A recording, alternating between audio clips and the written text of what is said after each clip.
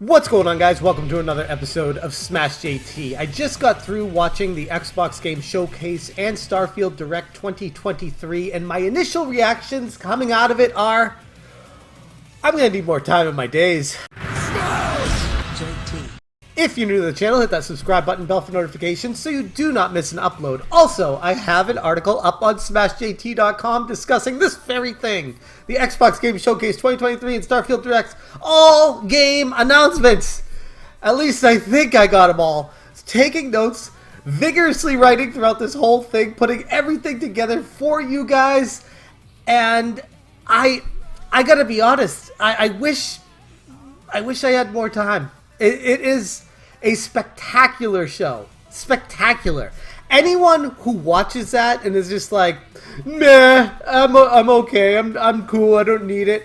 I feel like that's either like a fanboy of another console or somebody that just doesn't have an Xbox, doesn't want to know what they're missing. This was incredible. It was fantastic. Again, though, my only issue with it is, and this is a constant trend with especially Microsoft, every single one of their games ends up being this gigantic adventure that just spans everything, and there's no time for other games to be in it. So it's just, you gotta kind of pick a game and stick with it, and hopefully it's good.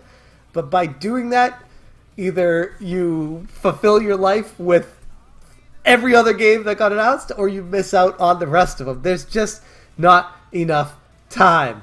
So I'm going to go through my article here, talk about the game announcements, and interject my thoughts throughout as well. First thing off the top, even though this was one of the last things they announced, Microsoft revealed a Series S with 1 terabyte SSD storage, which is massive, but not really with how big these games are.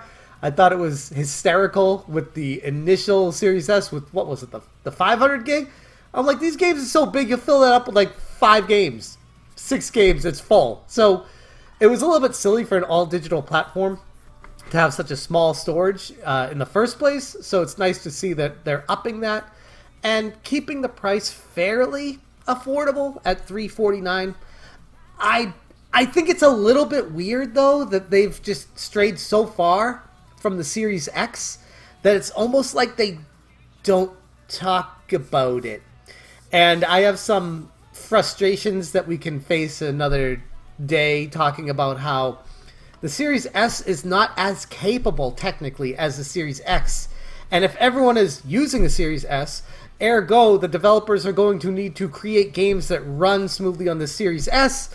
And then ultimately there's really no reason to have an X in the first place. So I feel like that was a really silly decision by Microsoft from the get-go, is making 2 different versions of a next-gen console.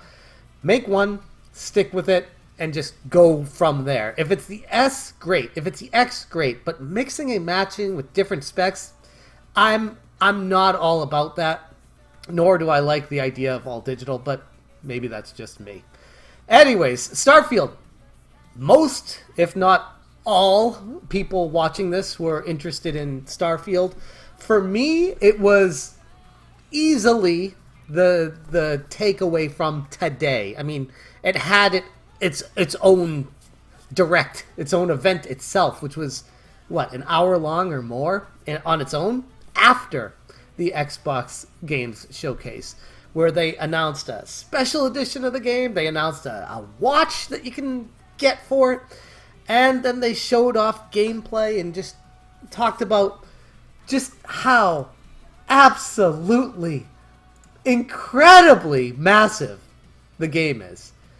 The specific takeaways that I had were going over the planets, the freedom that you had to fly around where you wanted to and explore and gain resources and travel to places that maybe no one else has ever been before. They said this game is 25 years in the making. I have a hard time buying that, but they've been making Starfield for a while, and it's a very massive game. Looks good. Graphics look good. The facial expressions and stuff like that kind of gave me Mass Effect Andromeda Strain vibes. I wasn't feeling those, but like the planet structure, the background effects, the enemies, the costumes, the everything in the game looks really good. I just keep going back to, if Starfield is half as good as Todd is blowing this up to be, and everyone else is talking, if it just comes anywhere close to what they're making people feel like this is going to be, it's going to be a generational game that people will be playing for decades. And I'm not saying that as a joke.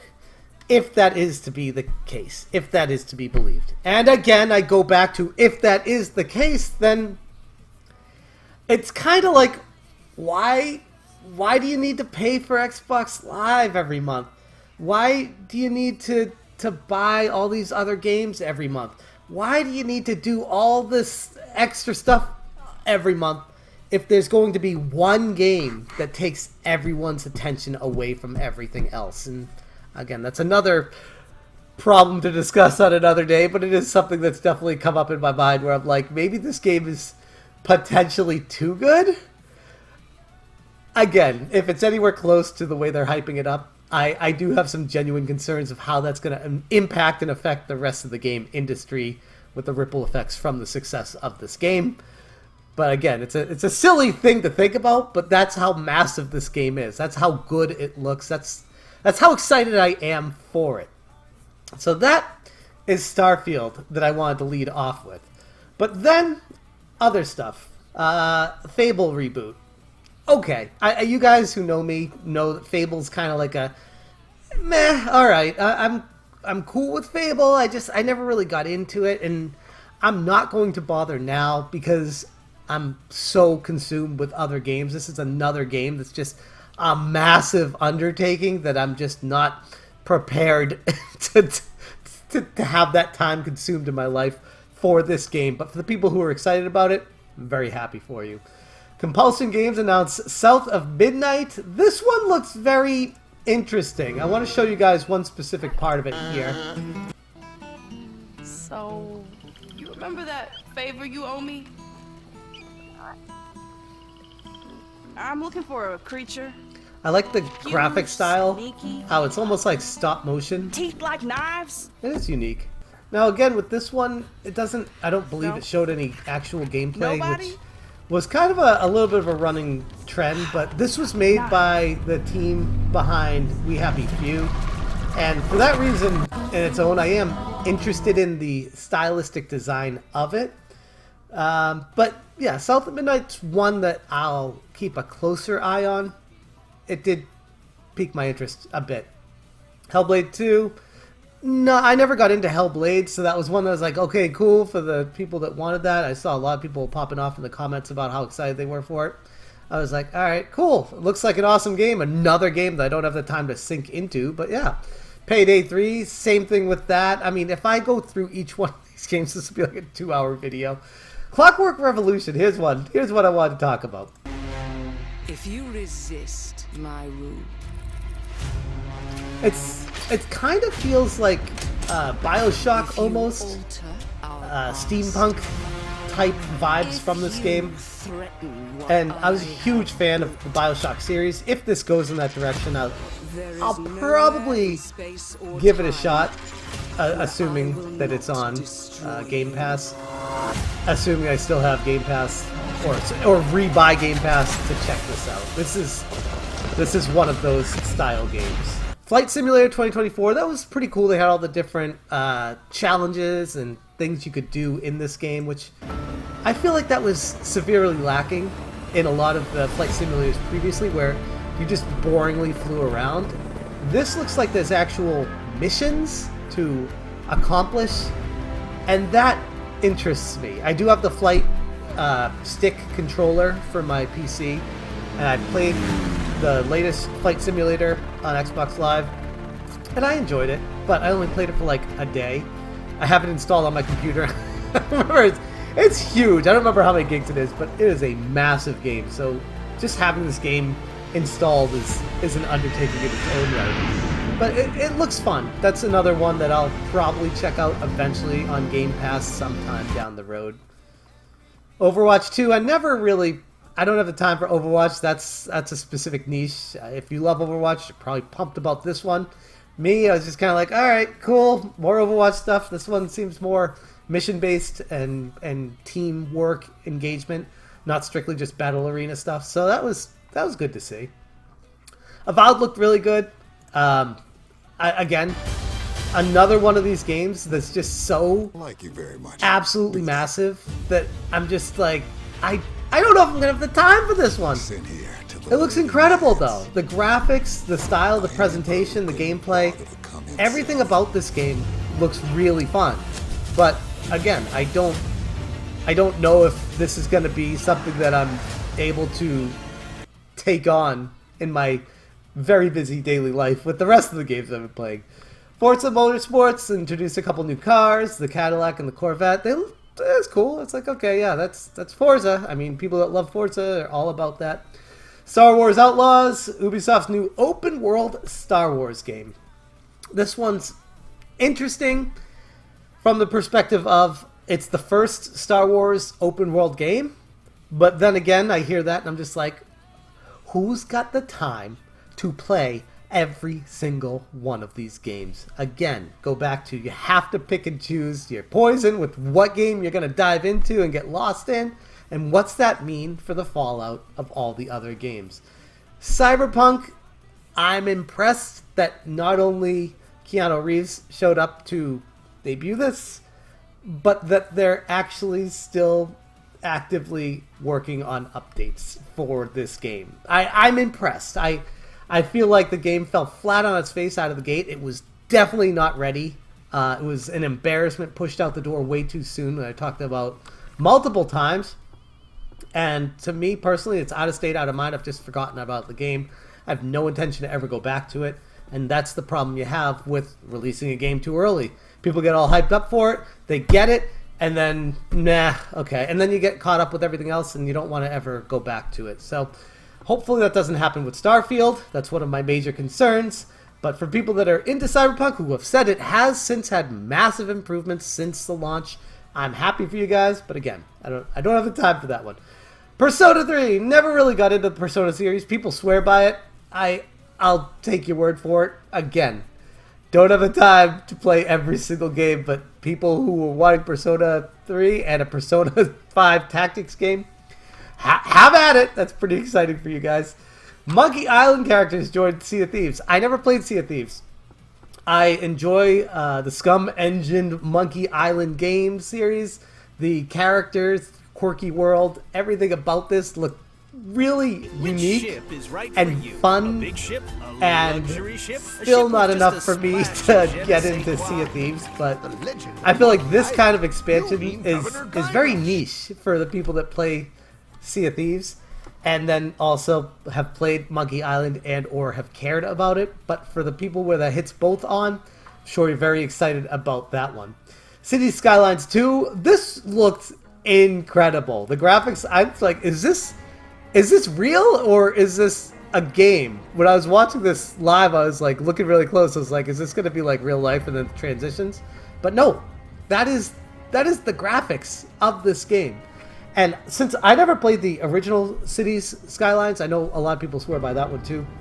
I'm a huge fan of SimCity, but again, just comes down to time and dedication and picking a game and sticking with it.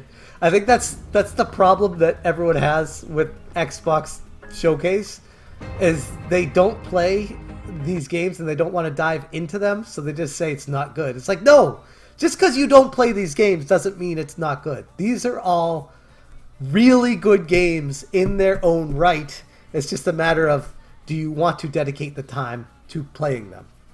So that was it. There was a couple other ones I didn't talk about here that were in the showcase. I believe there was this one here, which looked like Yakuza, but they called it Like a Dragon. So it's a Yakuza style. Again, another one of those series. Haven't had the time to get into, but people were joking about how it was that Yakuza Vice City in the comments, which is cracking me up. So yeah, there was a lot talked about in this. Here's another one I didn't even talk about. Fallout 76 multiplayer pack.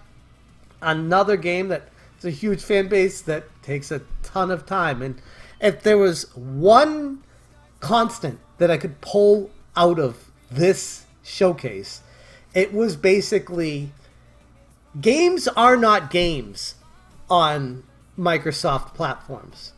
Games are experiences that will suck hours out of your life. And yes, I am not complaining. Yes, there is a place for those, but I feel like there needs to be more of a balance between having some games that you can just pick up and play. And I feel like all of these games are not that. All of these games are, I'm going to sit out on my couch with my controller and just play for a minimum of 2+ hours. Minimum. And that's hard to do if you have a busy life. You make the time if the game stands out enough for you and it's good enough for you while you're playing it. Like me with Tears of the Kingdom right now, I make the time. I will say with Tears of the Kingdom, that weirdly enough, for the most part, is a very easy to pick up and play and put down game around your life. It's easy to pause and save and all that stuff. These games, they feel more like just direct role-playing games that are extremely time consuming and very involved. They're not bad, they're just very time consuming. So yeah, that was my takeaway from the Xbox game showcase. Like I said, I think I got them all. There were a lot of games. I've seen the mixed reactions already after it. I looked right at Twitter to see what people were saying. And I saw an abnormal amount of people that were saying that it was junk and it was crap. And I'm like, I don't know. I thought it was cool. I just don't know if there was anything specifically for me that stood out where I'm like, I have to get that day one and stop my life for it outside of Starfield. And even that one is kind of intimidating to me because I'm like, I need to make sure my life is in order before I take on that undertaking. So, yeah. Those are my thoughts on the Xbox Game Showcase 2023 and the Starfield Direct. One thing more about the Starfield Direct 2. Maybe I'll make a separate video on this. I don't know.